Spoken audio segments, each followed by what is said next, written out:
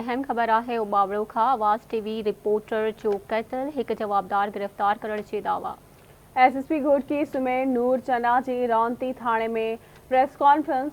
शहीद सहाफ़ी बचल घन्यो जे कातिल के सहाफ़िन अॻियां पेश कयो वियो आहे।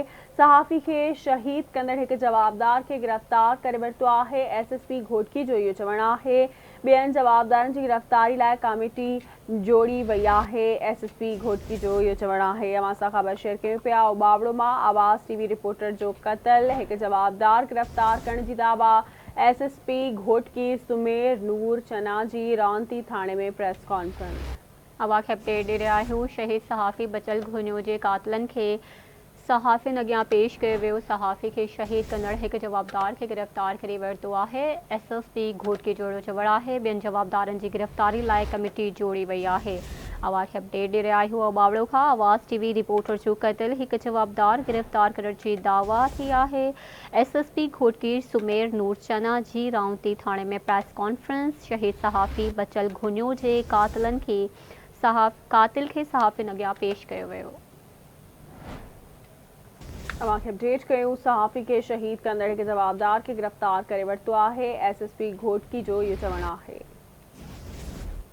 ॿियनि जवाबदारनि जी गिरफ़्तारी लाइ कमेटी जोड़ी वई आहे। एसएसपी घोटकी जो चवणु आहे। अवां खे अपडेट कयूं पिया। आवाज़ टीवी जे रिपोर्टर जो क़त्ल, हिकु जवाबदार गिरफ़्तार करण जी दावा। एसएसपी घोटकी सुमेर नूर चना जी रौनती थाणे में प्रेस कॉन्फ्रेंस। तफ़सील मालूम कंदासीं। मुज़फ़र चारण खां जी कहिड़ा तफ़सील आहिनि, आगाह कजो।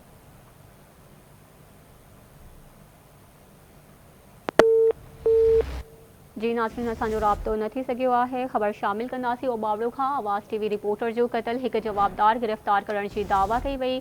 एसएसपी घोटकी सुमेर नूर चना जी रौनती थाणे में प्रेस कॉन्फ्रेंस। शहीद सहाफ़ी बचल घुन्यो जे कातिल खे सहाफ़िन अॻियां पेश कयो वियो। अवां खे अपडेट ॾेई रहिया आहियूं। सहाफ़ी खे शहीद कंदड़ हिकु जवाबदार खे गिरफ़्तार करे वरितो आहे। एसएसपी घोटकी जो चवणु आहे। ॿियनि जवाबदारनि जी गिरफ़्तारी लाइ कमेटी जोड़ी वई आहे।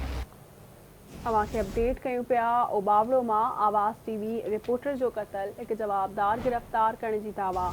एसएसपी घोटकी सुमेर नूर चना जी रौनती थाणे में प्रेस कॉन्फ्रेंस। शहीद सहाफ़ी बचल घुन्यो जे कातिलनि खे सहाफ़िन अॻियां पेश कयो वियो।